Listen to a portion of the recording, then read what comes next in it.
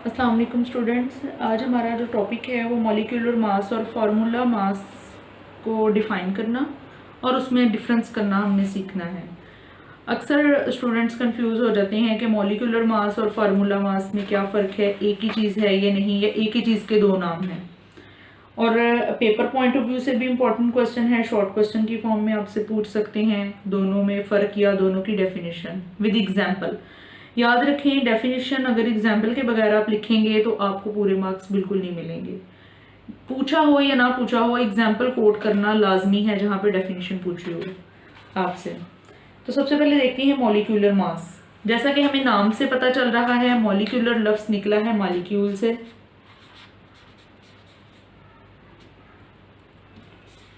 तो एक मॉलिक्यूल बनता है एटम्स के मजमूए से।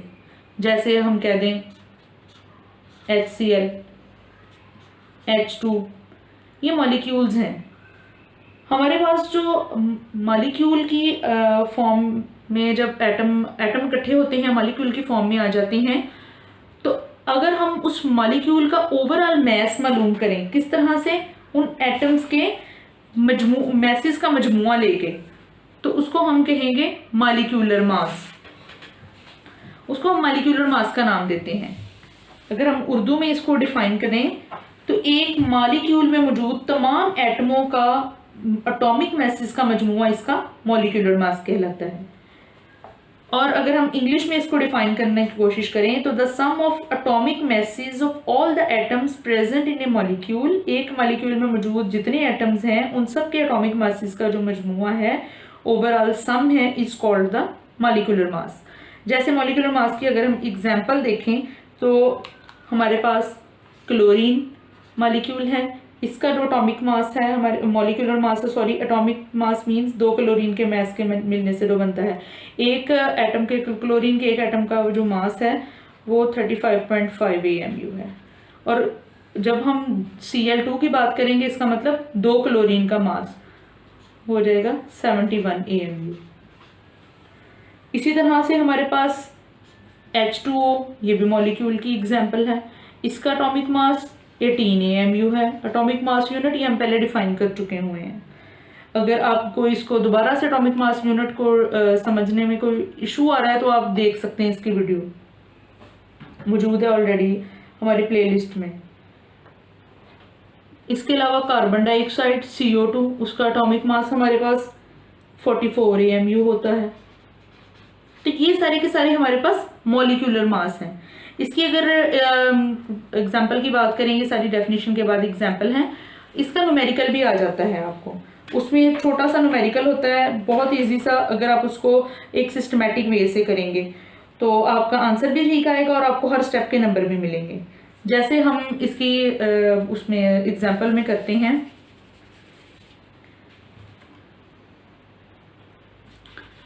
हम कहते हैं calculate the molecular mass of nitric acid। Molecular mass निकालने के लिए हमें सबसे पहले तो फॉर्मूला पता होना चाहिए। ये एग्जांपल आपकी कोर्स से रेलिवेंट भी मैं कोट कर रही हूँ। नाइट्रिक एसिड का हमें पता है फॉर्मूला HNO3 है। अब हम इसके सॉल्यूशन की तरफ आते हैं। सबसे पहले हम लिखेंगे, हम देखेंगे इसके अंदर कौन कौन से एलिमेंट मौजूद हैं। हाइड्रोजन है, नाइट्रोजन है और ऑक्सीजन है। तो हम बारी बारी पहले सबके एटॉमिक मासेस लिखते हैं। हम कहते हैं atomic mass of hydrogen. Atomic mass hydrogen का कितना होता है? 1 AMU। फिर हम देखते हैं एटॉमिक मास ऑफ नाइट्रोजन। तो एक नाइट्रोजन का जो एटॉमिक मास है वो 14 AMU होता है। फिर हम कहेंगे एटॉमिक मास ऑफ ऑक्सीजन। तो एक ऑक्सीजन का होता है 16 AMU। अब हम टोटल मॉलिक्यूलर मास निकालेंगे तो उसके लिए फॉर्मूला लिखेंगे। मॉलिक्यूलर मास किसके इक्वल है? हम कहेंगे एटॉमिक, इसको शॉर्ट फॉर्म में लिख रही हूँ, मास ऑफ हाइड्रोजन कितने हाइड्रोजन है, 1 है, तो ये इसको 1 से मल्टीप्लाई कर देंगे, प्लस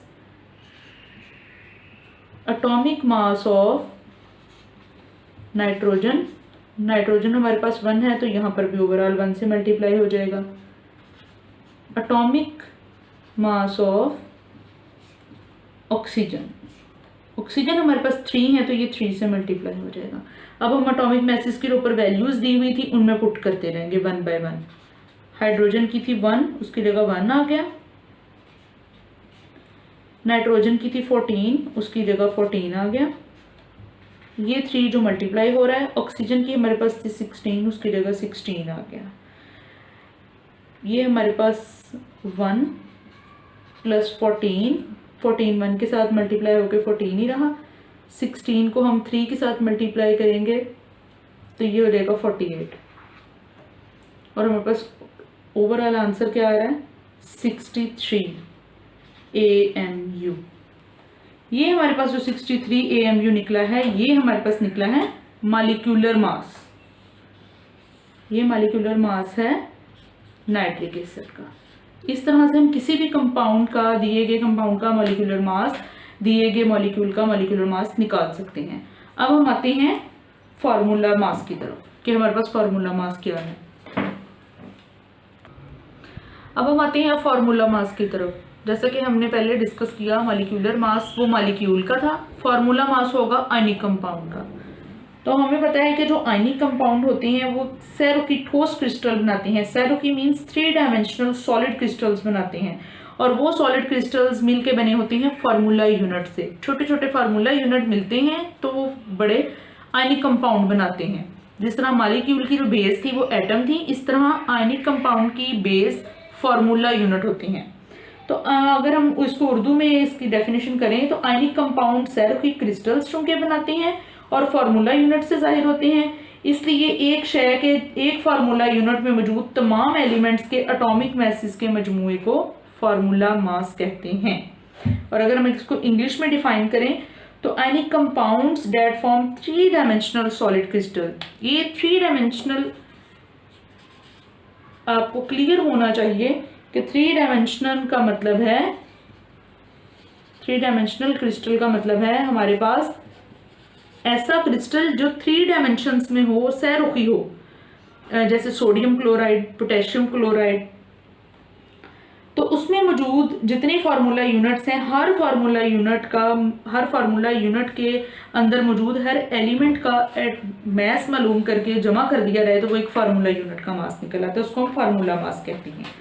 उसकी एग्जाम्पल में हम देखते हैं, फॉर एग्जाम्पल हमारे पास सोडियम क्लोराइड है NaCl,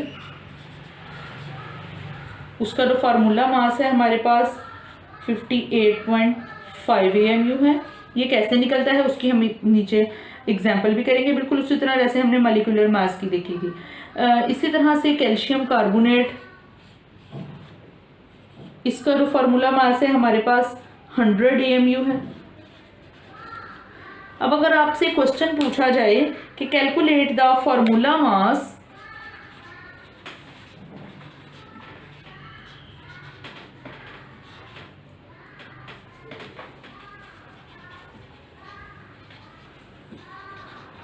calculate the formula mass of potassium sulphate, जितने आयनिक कंपाउंड हैं वो सब फार्मूला यूनिट से मिलकर बने हैं। तो हमेशा फार्मूला मास भी आपसे आयनिक कंपाउंड का ही पूछा जाएगा। हमने कैलकुलेट करना है, यानी उर्दू में कहा जाए, हिंदी में कहा जाए तो फार्मूला मास मालूम करें पोटेशियम सल्फेट का। उसके लिए बिल्कुल उसी तरह से हम देखना शुरू करते हैं। Atomic mass of potassium, potassium का एटॉमिक मास होता है 39 AMU। Atomic mass of sulphur वो होता है 32 AMU। ये सारे आपको पीरियोडिक टेबल से मासेस मालूम हो जाएंगे। इसके अलावा आपकी बुक में अलग से भी दी हुई है लिस्ट पहले चैप्टर में ही, जिसमें एटॉमिक मास और एटॉमिक नंबर ऑफ प्रोटॉन्स वगैरह दिए हुए हैं। एटॉमिक मास ऑफ ऑक्सीजन हमारे पास होता है 16। अब फॉर्मूला लगाएंगे इसका, हम लिखेंगे formula mass of potassium sulphate किसके बराबर होगा? एटॉमिक मास ऑफ पोटेशियम, यहाँ पर हम इसको मल्टीप्लाई यहाँ पे साथ लिखेंगे 2 क्योंकि इसके अंदर 2 पोटेशियम है, plus atomic mass of sulphur, sulphur 1 है तो ये 1 से मल्टीप्लाई होगा, plus atomic mass of oxygen, ये 4 है तो ये 4 से मल्टीप्लाई हो जाएगा। हम वैल्यूज लगाते हैं 2, एटॉमिक मास पोटेशियम का है 39, उसकी जगह पे आ गया, प्लस 1, यहाँ पे सल्फर का है 32, वो उसकी जगह आ गया, ऑक्सीजन 4 से मल्टीप्लाई होगा, एक ऑक्सीजन का है 16 तो उसकी जगह 16 आ गया। अब हम इनको मल्टीप्लाई करके जब प्लस करेंगे तो ये 39 को 2 से मल्टीप्लाई करेंगे 78, प्लस ये 32 ही रहेगा और 16 4 जा 64। ओवरऑल हमारे पास आंसर निकलेगा 174 AMU। ये है हमारे पास फार्मूला मास पोटेशियम सल्फेट का। इस तरह से आज हमने देखा मॉलिक्यूलर मास क्या है, फार्मूला मास क्या है और दोनों में फ़र्क क्या है। जैसा कि मैंने आपको पहले बताया कि ये पेपर पॉइंट ऑफ व्यू से इम्पॉर्टेंट है। यहाँ तक आपको किसी भी चीज़ की कोई समझ ना आई हो, कोई चीज़ क्लियर ना हुई हो, आप कमेंट सेक्शन में जाके उसको पूछ सकते हैं। थैंक यू, अल्लाह हाफिज़।